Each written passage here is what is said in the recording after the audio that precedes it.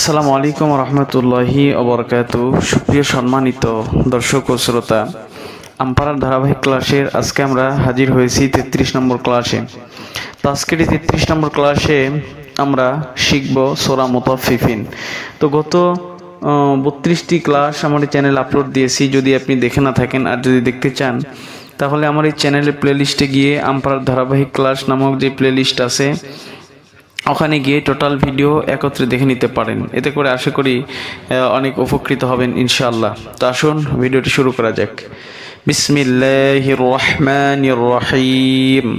ওয়াইলুল লিল মুতাফফিফিন الذين إذا اكتالوا على الناس يستوفون وإذا كالوهم أو وزنوهم يخسرون ألا يظن أولئك أنهم مبعوثون ليوم عظيم يوم يقوم الناس لرب العالمين كلا إن كتاب الفجار لفي سجين وما أدراك ما سجين كتاب مرقوم ويل يومئذ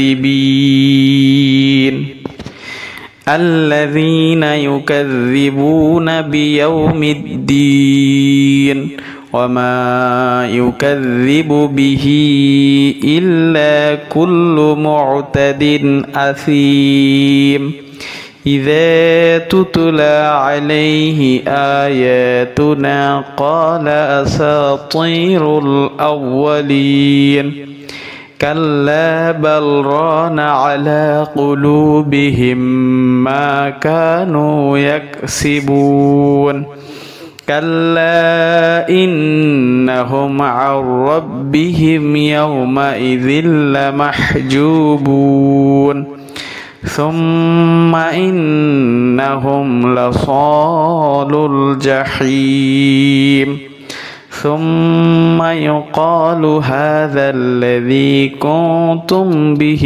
تكذبون كلا إن كتاب الأبرار لفي عليين وما أدراك ما عليون كتاب مرقوم يشهده المقربون إن الأبرار لفي نعيم على الأرائك ينظرون تعرف في وجوههم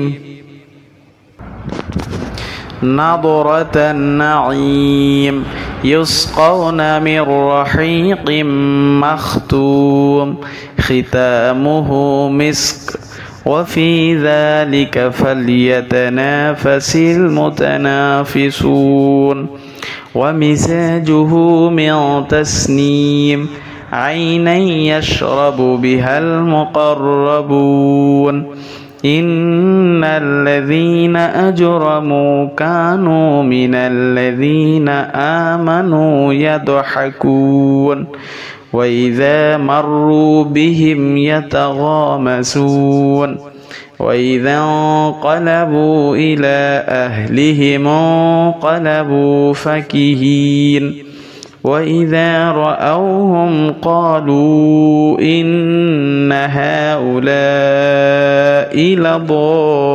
لضالون وما أرسلوا عليهم حافظين فاليوم الذين آمنوا من الكفار يضحكون على الأرائك ينظرون هل ثوب الكفار ما كانوا يفعلون صدق الله العظيم।